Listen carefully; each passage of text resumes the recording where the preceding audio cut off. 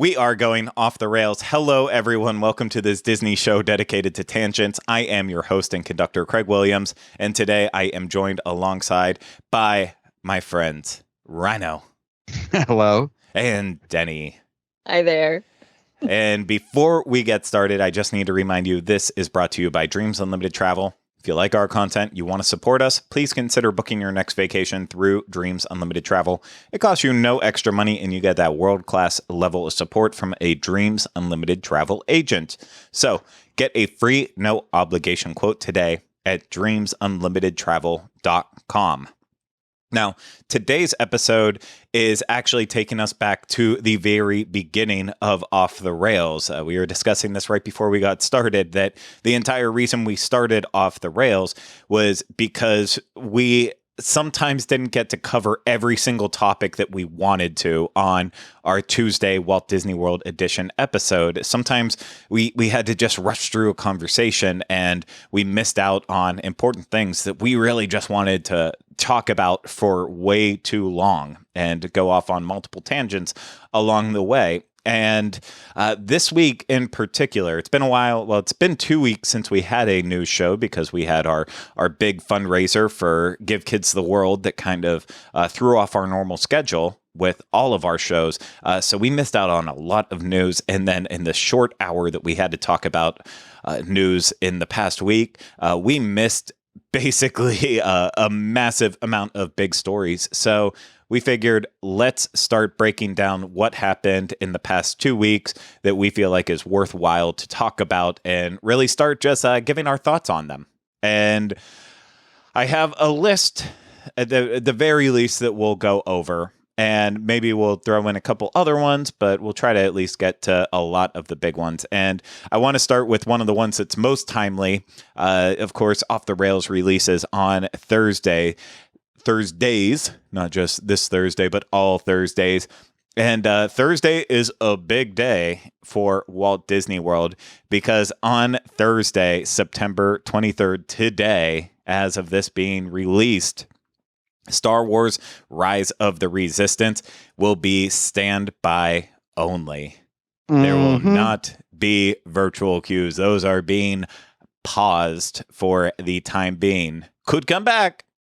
Absolutely could come back at some point, but at least for now, until Rise of the Resistance will be standby only. And then once Genie Plus comes in, of course, this will be it will be one of the paid options that you'll be able to throw some money towards Disney to be able to get on Rise of the Resistance.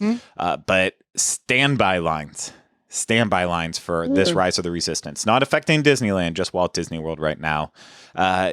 What are our thoughts on this? What are our thoughts? For me, I just kind of go, okay, so there have been a large amount of guests who have asked for this over the last, year and a half that it was open. Okay, well, now you've got it.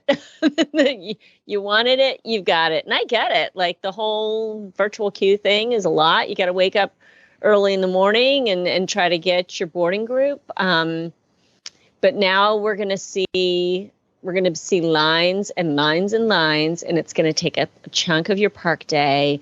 And hopefully it won't be as horrible as I'm picturing that it'll be. But I think Rhino's going to agree in that this is just, similar to what you just said, Craig. It's just setting up Genie Plus and the individual attraction selection system. Like that's what it is. It's going to look so much better than waiting 3 hours in line so of course I'll pay the extra, X amount of dollars for me, my kids, and everyone. I think the average guest has trouble comprehending the logistic behind it. I don't mean this in like a condescending or like a rude way or anything like that, but I got some like pretty surprising comments on Twitter when I said something about it. And I was kind of shocked because people were like, I'd rather get in the line and wait 5 hours knowing I could ride it. And I was like, well, you can buy your guaranteed ride and not have to wait 5 hours. That's the whole point of the system. We're just going to have to wait and see what happens with Rise of the Resistance. I think I don't have anything else to say about it, but I And just that's all I've got to say about that. Here's the thing.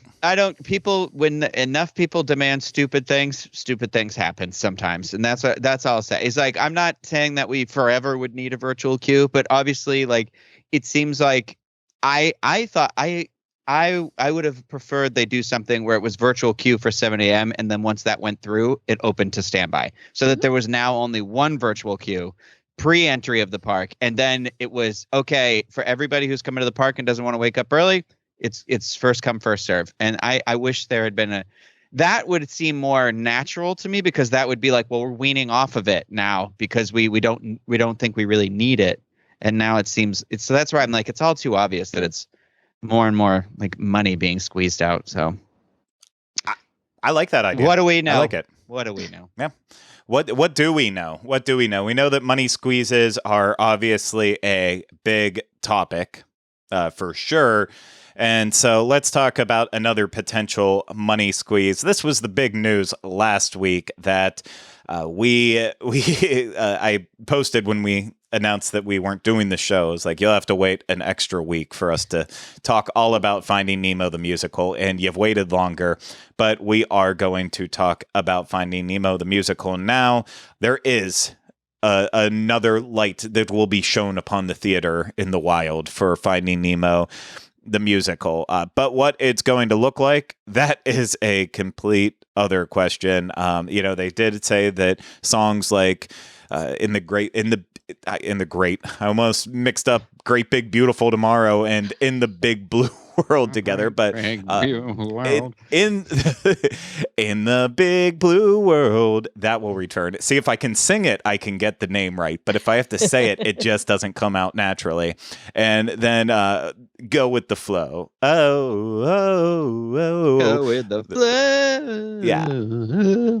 Yes, those two songs. Thank you for the assist on that. I really need some help today. But those two songs will be part of the reimagined production. But beyond that, we don't know what else is happening with the show. So, obviously the statements out there that, well, they've got to cut money, equity actors, whatever you want to believe. I believe that's on you to believe. And if you heard from a friend or another friend, then maybe your information's better than what I'm given, which is absolutely nothing. But I've made my statement very clear on this show in particular. I want to say that I feel like Finding Nemo the Musical needed a little bit of some love as of lately. I have always been in the camp that I much prefer the Lion King, Festival of the Lion King, over Finding Nemo the Musical.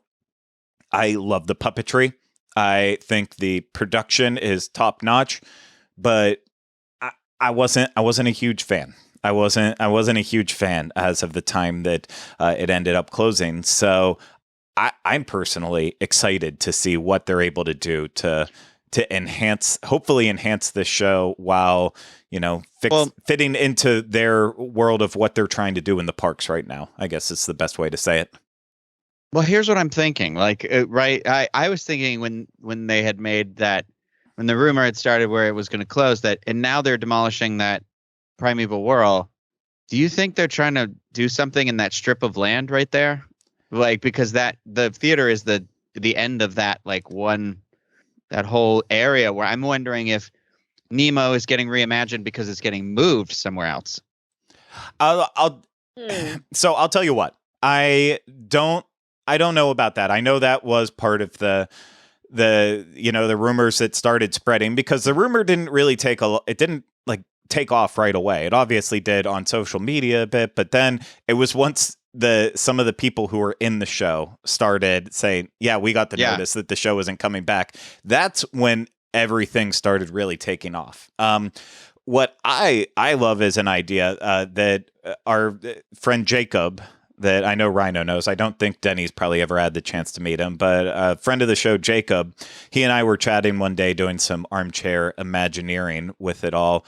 And he threw out the idea of, like, okay, you have Africa, you have Asia. Why don't they build Australia there at Animal Kingdom back and take over most of Dining Land for that, and put in Australia? And then you have Finding Nemo the Musical as part of that. could even reimagine the section with Primeval Whirl as well as the little spinner ride, and all of a sudden you could have Australia, and that still kind of fits in. And then it also fits into the theme of the parks, having the different continents as well too. So I thought that was a good idea. It was at least at the very, maybe other people have thrown it out before, but that was the first time I heard someone talking about it like that. I'm like, that makes a lot more sense than an Indiana Jones land or even Zootopia in Animal Kingdom. And I'd be okay if it was something like that. I don't know if that's something that they would ever do, but it'd be cool. It's funny that you say that, because our contributor, one of the Diz contributors, Zoe Wood, this week in one of her articles said, posed the question, okay, if you could get rid of a pavilion in Epcot, which one would you get rid of and what would you replace it with? And she lives in Australia, but she made so naturally she gravitated toward Australia, but she made a really valid point. So if it was in Animal Kingdom, I know she'd be happy, and I know it would fit there really well. And I don't see them getting rid of the theater in the wild. And I'm opposite of you, Craig. I will take Finding Nemo the Musical over Festival of the Lion King any day. It was original work that was crafted for the park. Like, that is, and it's not to diss Festival. I mean, I really I enjoy it, but I just enjoy Nemo a bit more. And I'm thinking a lot of the catalyst behind the reimagining is possibly going to come from the need for distancing, because, like, think of the sharks, think of the puppet, the Bruce puppet takes 3 different puppeteers to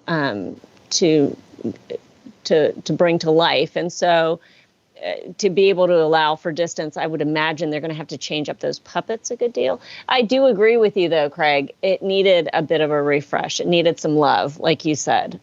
I wholeheartedly agree. Maybe just a little bit here and there, but I really hope they don't. I hope it comes back. I hope it's not just a shadow of its former self, and I hope that we love it. Yeah, I think I don't think they're going to demolish the theater either.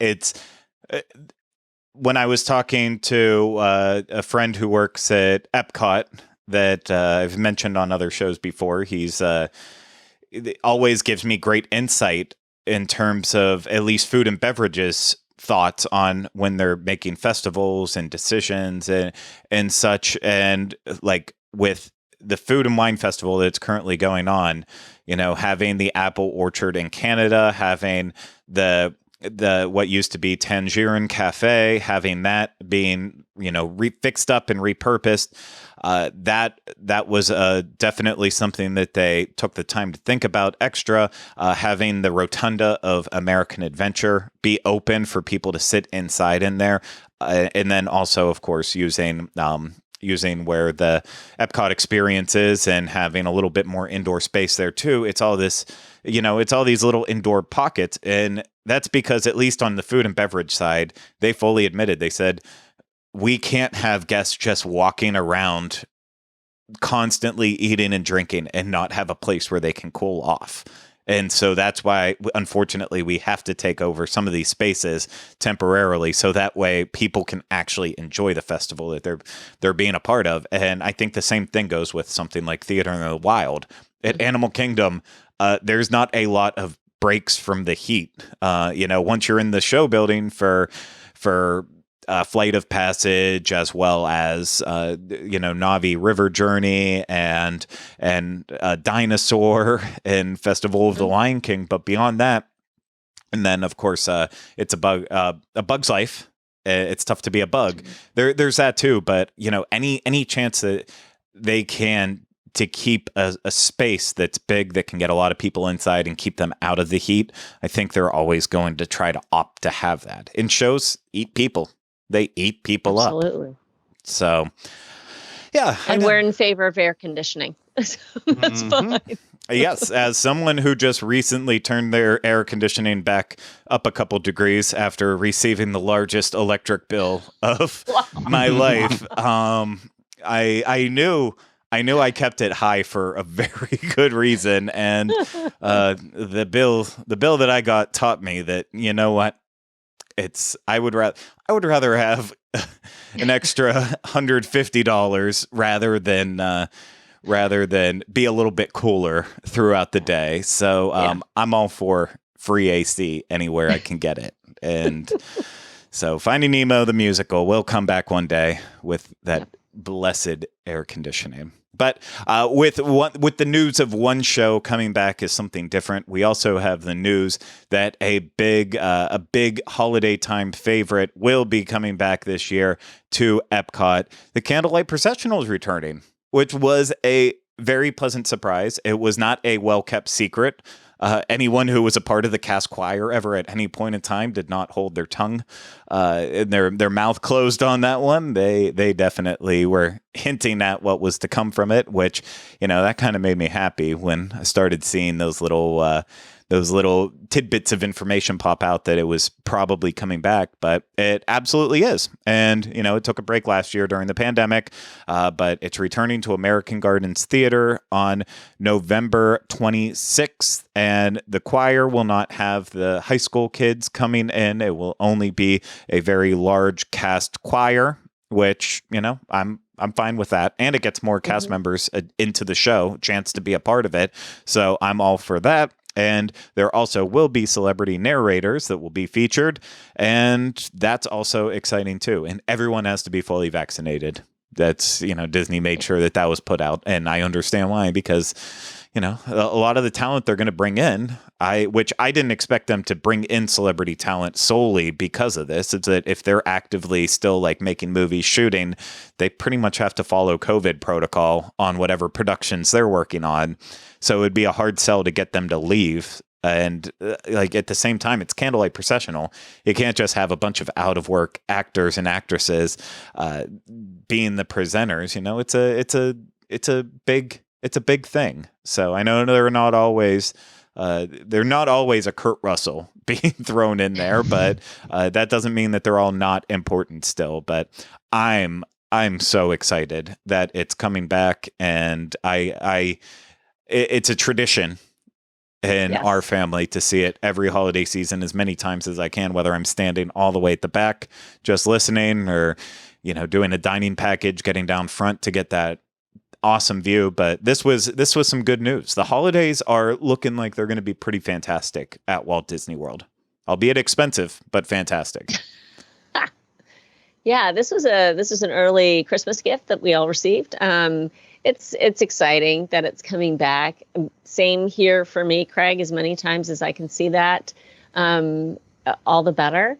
I agree. I just stand at the back. I don't mind standing at the back or slipping in if there's one seat in the back, after things have started. It's just so good. And so for me, it's something that's filled with joy. And so it's just a kind of a joyful thing to be able to stand there and listen to these really talented cast members use their gifts. So for me, that's a win-win. And it just, these are the things. I think I said it in the when I wrote it up for the Diz, these are the things we love to report. This is the fun stuff. So the fact that it's coming back was a whole lot of fun. Yeah, I know Rhino always jumps at the chance to go over and see some of his favorite celebrities. He's holding up the coffee cup right now. This is, I lost it as Denny was talking, not about what she was saying, but Rhino, that he is using clearly a Christmas mug. Awesome. But I want to point out the only reason I'm laughing. Halloween. What's that? Slay. Yeah. Halloween. It could. Yeah. Slay. And they slay the person.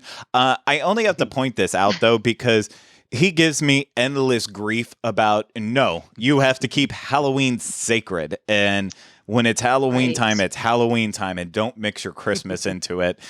So apparently we found out today that Rhino does not practice what he preaches. And I can't find my Beetlejuice mug. You have two mugs? You only have two mugs?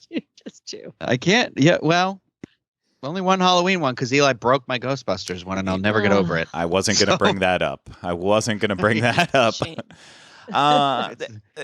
But Rhino, any thoughts on that Candlelight? I I've said it You don't before have to about have phones. Halloween. We deserve to have the fullest holidays that we can after the last year and a half. So I'm happy for any returning holiday celebrations. You know, I don't feel as strongly for. I mean, I guess because we never came down this time, like Christmas or Halloween time of year. So I don't have like a past with these events. So there's not like, it's like a newer traditions, I guess. But yeah, I mean, I'm excited to see who the celebrity narrators are. And I'm hoping there's one to pop in to make an effort to go to. But there's no denying that when you are in that when you are in that theater out there and they start singing and telling the story, it is like, It's powerful. It gets you.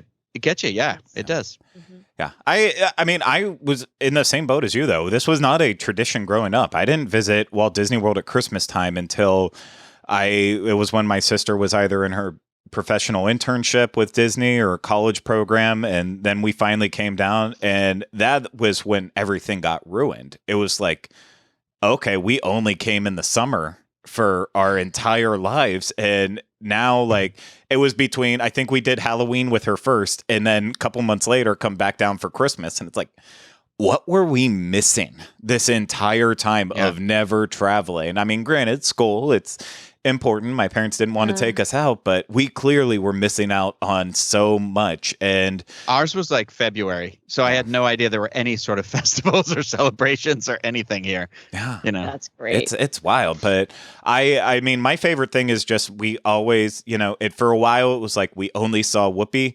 or we saw Neil Patrick Harris, and then finally we started going more and at different times and seeing different narrators, because some of the narrators, they have their weekend and they always want to be on like that weekend, and that's kind of how it lines up. And so we started seeing more, and then it just became even more fascinating. Like I remember seeing like Andy Garcia. It's you expect a great retelling from someone like Andy Garcia. Not so much.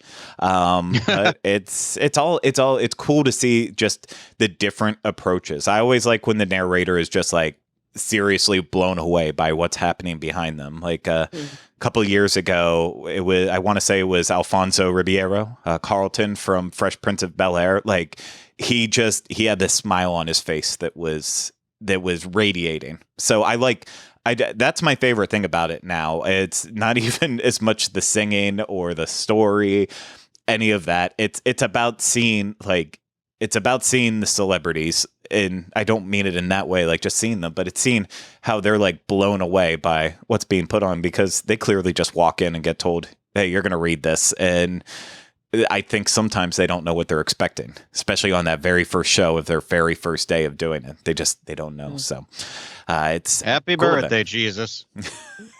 Sorry your party's so lame. Okay, we are going.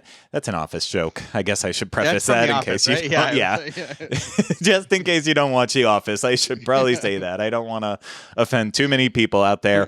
But we're going to stay in Epcot for this, and we're going to talk about a shop that I don't have a lot of great things to say about, and I'm interested in the rest of y'all. But Creations Shop is now open, and the only thing I got to say about it on the Tuesday show was the confirmation that it still smells disgusting inside there.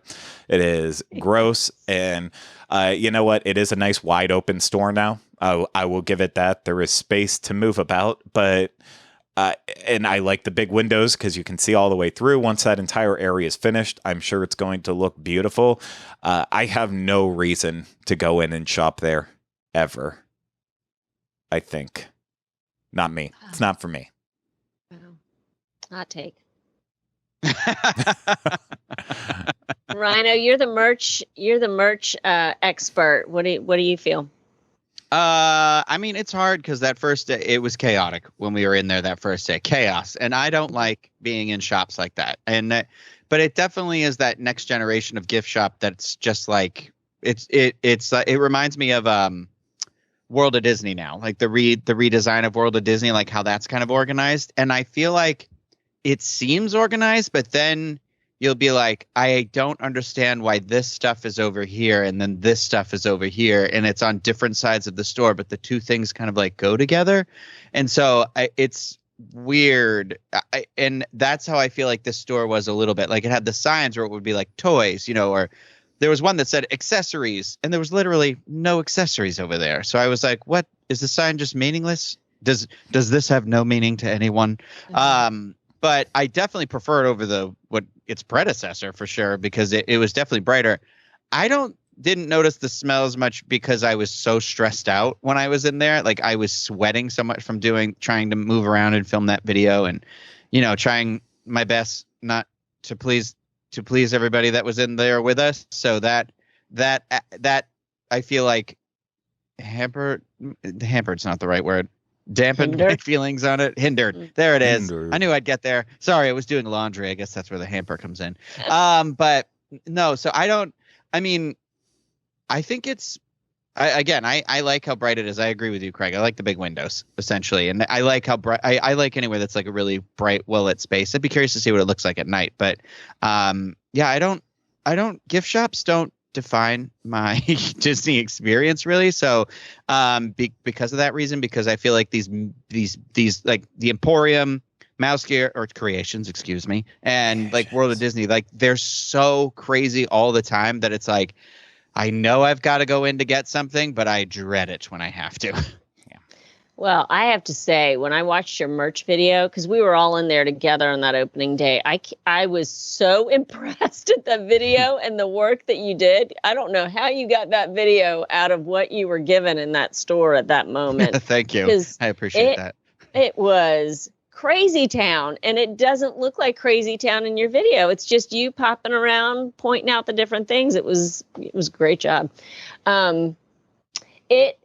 I said it yesterday or this week on the Tuesday show. I enjoy the large expanse of windows there. Anytime you can flood a space with natural light, I'm in. And that was something we didn't have in Mouse Gear. And I enjoyed Mouse Gear. I liked the quirkiness and charm of it. Although it was interesting to stand there at the bank of cash registers and kind of look beyond the cast member and see how, there are windows still there. They've just been tarped over, and they've got set pieces in front of them. And they just didn't want any natural light. So they've gone from absolutely nothing to absolutely all of the light. So that's a lot of fun to see. I enjoy the use of the pops of color, but it is more of a generic space. The theming isn't there like we enjoyed with Mouse Gear. And maybe that's okay. I don't know.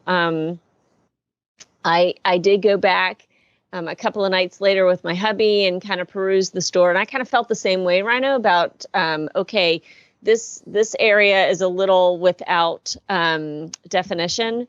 It was just a little bit of everything over here. We had mugs over here. We had other. Okay, it is what it is. And they're probably just still flushing it out because it's still so brand new. All of that being said, I'm really glad that we have a flagship merchandise location where it has been in the past, where I feel like it should be, because eventually we'll be able to walk back down the spine of Epcot again. And on our way out, we can hang a right and pop in that store. And Club Cool. I want to go into Club Cool. Next door. Yeah. I want to do that. I still haven't gone in yet. Yeah. Still a crazy line. Well, and I also went back as well too, and had the chance to go through Creations again at night, and we were like, oh, this is going to be awesome. We can hit Club Cool in like the last 20 minutes of the night and just pop right in there. It was already closed.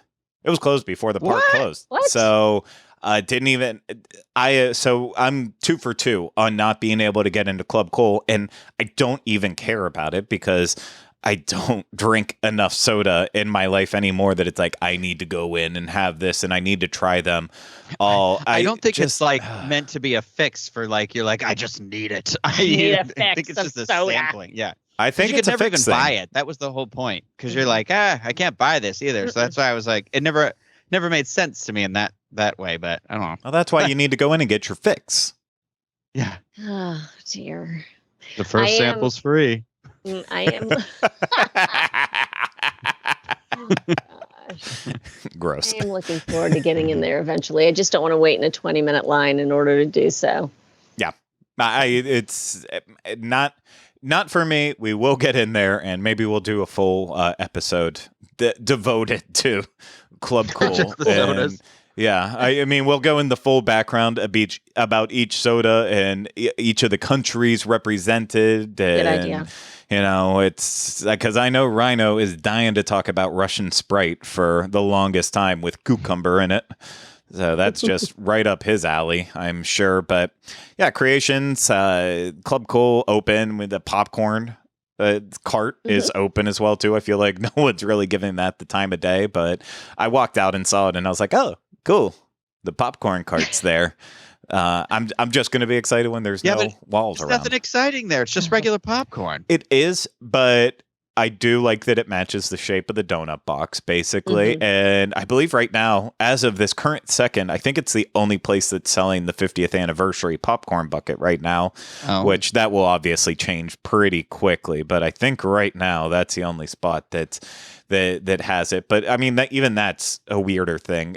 I'll walk through Magic Kingdom. I was just there hours ago, and I'd walk past one cart, and they'd have 50th anniversary paper buckets, and then the next one didn't, and then the next one had something different. So there's zero consistency across the board, all over the board. But that's okay. That's fine. We're not here to talk about consistency. We're here to talk about what we've been talking about. Rhino, real quick, elevator pitch on the rat ride.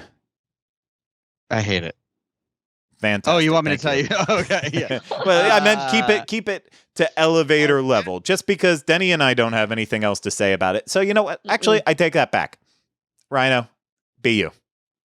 My feelings on it? Okay. I don't like it, but you know what? That's not to say that other people aren't going to love it. I think it is a ride that is for littler, younger attendee. I think designed.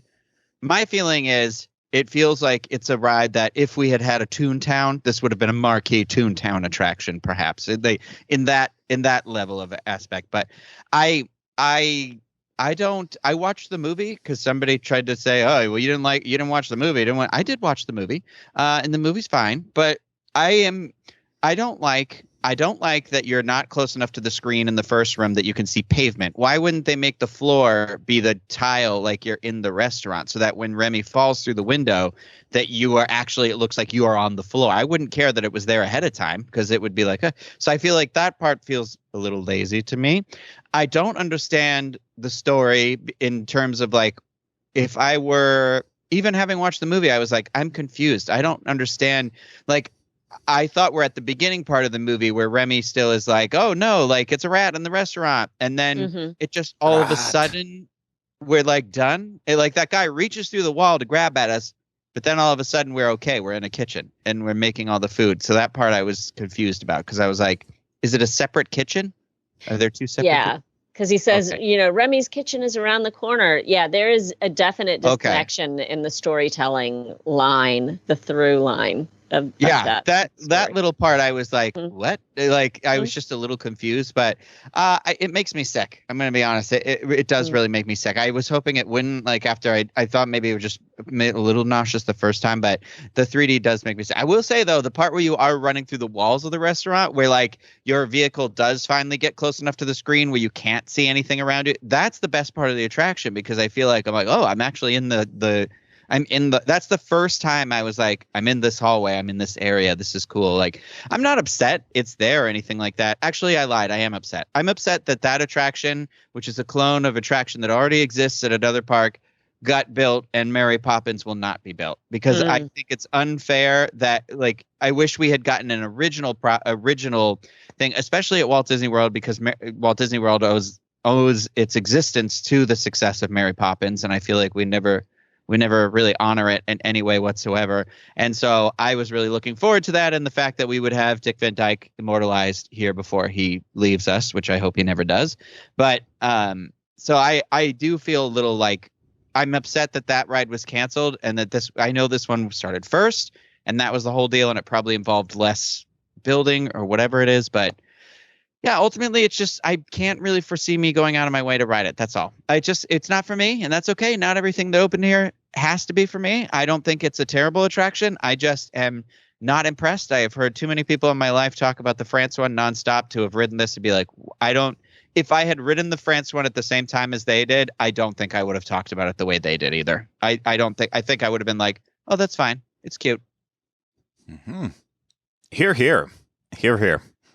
Hold your expectations, and then like lower them down to the floor and you'll enjoy it. Okay. That's rude of me to say. There are people who I think are going to love it. So it's not, and I'm not here to convince you otherwise. That's fine. And that is fine because you know what? I'm going to say my catchphrase. Different strokes. Different strokes for different folks. Thank you very much. Yeah, you slay all day. You do that. You do that.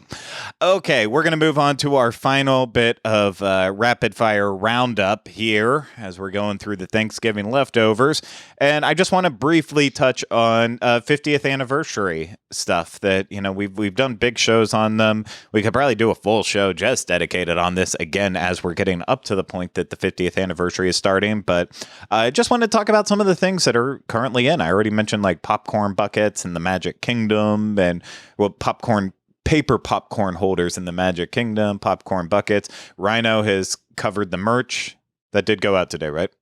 Yep. Actually, when we were about to start recording this, I was telling you the video is up there, but for some reason it won't let me into the back end to publish it. So okay. I'm going to try it on my phone. So I will take care of that. I will take care of that. So, okay. The merchandise is out there. We don't need to go into that, but have y'all seen all the statues at this point yet in the different parks? Not all of them. Not all. No, not all. Yeah. But they're really impressive. It's neat to kind of discover them and go, oh, there's, so and so, and there's Edna, she's so cute, and they're just really, really. Are they permanent? I would say like they're 18 months permanent. Yeah. Okay, so that's why I'm like, I didn't know if they were supposed to be like, the ones that are in that area with Walt and Mickey, like if they were supposed to be ones like those and then stay after all of this. So, then I'm going to steal that Rocket Raccoon one at some point. Yeah. It will be yours. Look for me on the news. I've already admitted it. Great. Yeah. Delete this. Don't put yourself at that risk now. Just don't worry about it. But I totally think that these are not going to be permanent at all. I mean, while I enjoy looking at them, they're cute. I am also oddly placed. Yeah, there's a lot that are oddly placed, and I understand also too. People want their photos with them. I want my photos with some of them, but like the other day, they had Photo Pass out in front of the I think it was the Donald and Daisy ones in Magic Kingdom, and so like I just wanted to get up and get a photo of it, but it's like, oh no, there's this big long Photo Pass line, and so that's gonna start. I don't want to be a complainer. Did you hear the on guy that, who yelled at me? No. You were at Epcot, remember? Epcot. And I was just trying to take a picture of the Rocket Raccoon one. The Photo Pass photographer yelled at me. But he wasn't taking pictures of people with the statue. They were taking pictures of people with the ball behind them. But he had chose to stand literally like between both of the statues. Right there. Yeah, it was like far enough away that I was like, I'm just walking like a normal guest back and forth between not close enough that I felt like, oh, I just stepped in their photo. I was like, oh, well, there's always going to be people in the back of photos. And the guy just started yelling at everybody where he's like, I'm trying to take pictures. And I'm like, maybe you should be in front of this on the other side of the two, because there was one on either side. And that's where I was like, you could clearly tell that I wasn't the only one there trying to take pictures. There were other guests who were like, ooh, and whatever. And I was just like, oh, good. So I tried to just like stand off to the side and wait. But the guy was like having a bad day. Yeah, but Rocket should be over by his ride. It should be something to make him excited. Yeah, they all should be in their right places. I mean, at Magic Kingdom, it's a little better because like Stitch is on the purple wall. He's there. That's so cute. The Cheshire Cat is in a tree by the Mad Tea Party, and see, I like that. Yeah, no, and those situations are cool and it fits in, but then it's like some of the rest just feel dumped. Like Lady and the Tramp are close enough to Tony's Town Square that it's like kind of okay. Pooh's kind of close enough to to Crystal Palace, I guess, in that way. But I don't know. There's you know what, I think they are cute, but ultimately, like, the amount of effort they have put in selling how awesome these 50th anniversary statues are, and you're going to want to come and see these statues, that's a bad sale. But I do appreciate, too, they're trying to be, like, lifelike in terms of size, because, like, at Hollywood Studios, the Woody and Jesse ones are tiny. And it's like, it's just so cute. And again, they're not in Toy Story Land where they could be. They're sitting right outside of Runaway Railway and the animation arch, but they're like life-size toys. And then right down the way is like the massive Joe Gardner from Soul playing the piano. It's like, oh, the scaling is really crazy here. And Joe should be over in Epcot in the American Adventure Pavilion. It's too big now. It's too big. I don't know where they would put it back there. I don't smack in the middle of everything. That's right. In the flowers. In the walkway. Oh, those would be good places for it. That would be good. Also, we're getting an update to the electrical water pageant. That's just the big stuff. They're going to have the castle with the 50 on it that's going to trail the end of the parade, and they're going to, the water parade, that is, and a little bit of the music for the theme of the 50th anniversary. I think it's well warranted. I mean, because the water pageant's celebrating 50 years too, so it deserves some love, right? Yeah. It does. I like that they had an eye for even that. That is really nice. Yeah. It was a good thought. You know, because I realized with it, you know, the Incredibles rooms at the Contemporary, those will be done during the 50th. Polynesian just went through its refurb, so it's done for the 50th.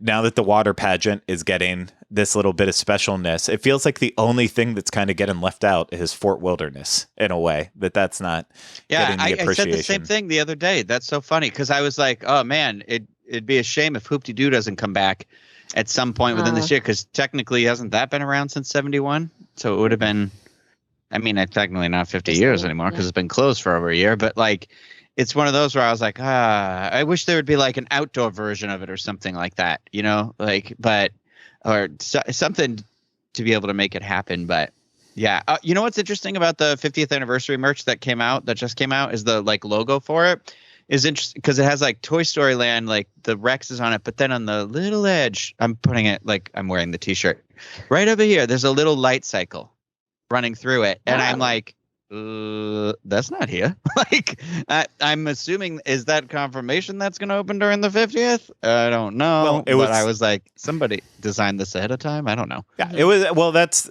one of the confusing things, is that it was supposed to be open for the 50th anniversary, but it's, you know, and hopefully it still will be open during the 50th anniversary. But, you know, the merchandise had to be designed a long time out in order to get it. Because, you know, with so many manufacturing issues and such, this stuff would have had to be set in stone before. But that's where, like, I'm also bummed out, too, that Stephen Miller on the Disney Parks blog wrote an awesome post about, like, the music of Walt Disney World and the albums over the years.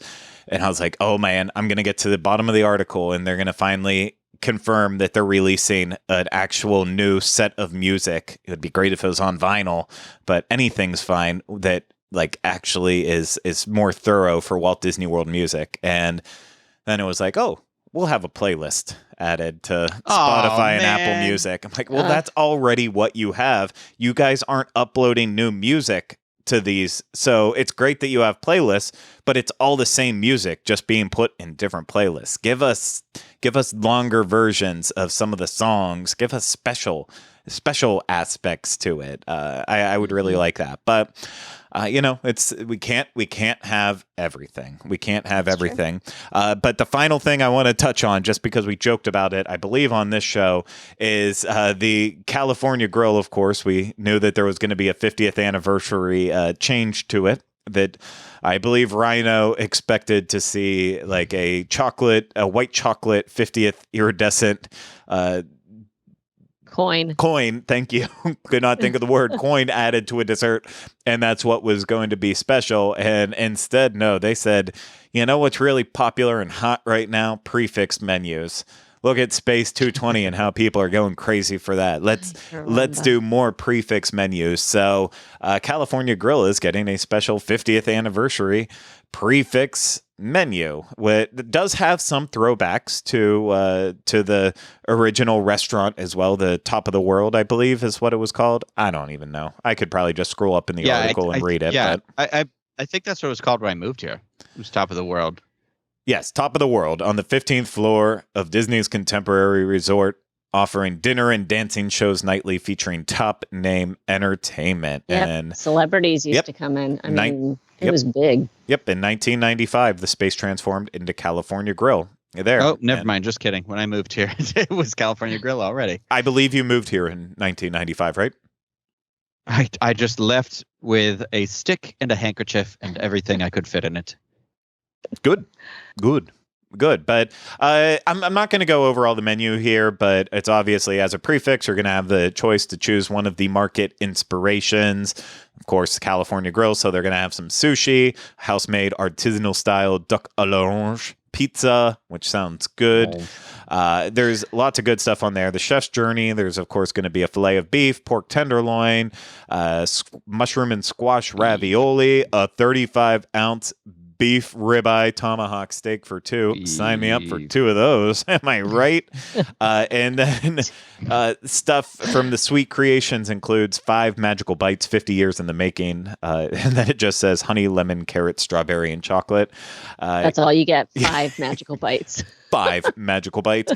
Iridescent Grand Marnier souffle, which the photo for this thing looked delicious. Cheese board, lavender sugar donuts, a Valrhona chocolate torte. You heard me. You heard me. So yeah, that's those. And again, that's not the full menu. I probably put it up on the screen. If you're watching this, if you're listening, of course you can. I don't know. Find the menu somewhere. It's out there. Probably on our site. Probably somewhere else. Who knows? It's in your dreams. But yeah, you kind of got an idea of what was in the menu for it. And I'm not excited about another prefix menu, but I also don't eat at California Grill on the regular. And maybe I'll eat there at some point during the 50th anniversary. But I have a feeling this is going to be very non-impactful for me at all. But a lot of people not super pleased with it. It's a prefix. It's expensive. It is expensive, and for me, and I'm in the middle of working on an article now that kind of addresses this, just how Walt Disney World right now is in the mode of taking what used to be fine. Fine. Like you want to go to California Grill, you go, you pay the money. Yes, it's expensive. It's a special occasion restaurant, that kind of thing. But taking that experience that it was more attainable, even though it was very pricey. So maybe it doesn't work as well in this situation, but making it even more so, like, just the Harmonies dinner packages that were announced last week are taking over locations that just regular diners like, all of us are, and now putting a really steep price tag on that space. So not everyone, if you don't want to pay $89, you can't sit there anymore and watch those fireworks. You can't sit with us. You can't sit. So, I mean, that's a bit of a bummer, but if you want to get up there and you don't, you're going to have to pay that price. I'm not Bring those wallets with you. That's right. I mean, we've got 7 entrees on the menu. So, okay, hopefully there'll be something for everyone. There's a fish and a couple of beef and a pork and okay. But yeah. Beef. Yeah, beef. But it doesn't send me over the moon, that's for sure. Apologies for the beef. That's a Universal show. Throwback. Beef. Does everything sounds better, especially the word beef in a ET dialect, I believe. Those things. Yeah. Most things do. But okay, I think we really ran the gamut on this one. We went through a lot of information in a very short time. So unless we have anything else to say, I think we might get on the rails. Okay, we will get on the rails then. We'll jump back on, and thank you so much to everyone out there for listening and watching. Of course, remember, if you are watching this on YouTube, hit the thumbs up, hit the thumbs up. Make sure you are subscribed to the channel. Leave those comments, questions, and video suggestions in the comments section. And if you're listening to this, make sure you're subscribed wherever you're listening. And if it's through Apple Podcasts and you're enjoying the show, please leave a 5-star rating and review. That would mean a lot. And of course, you can always book a vacation through Dreams Unlimited Travel. Get that free no obligation quote today at dreamsunlimitedtravel.com. But that's going to do it for us this week. I hope you enjoyed it, and we'll see you again real soon next time we go off the rails. Yeehaw, everyone. Take care. Goodbye.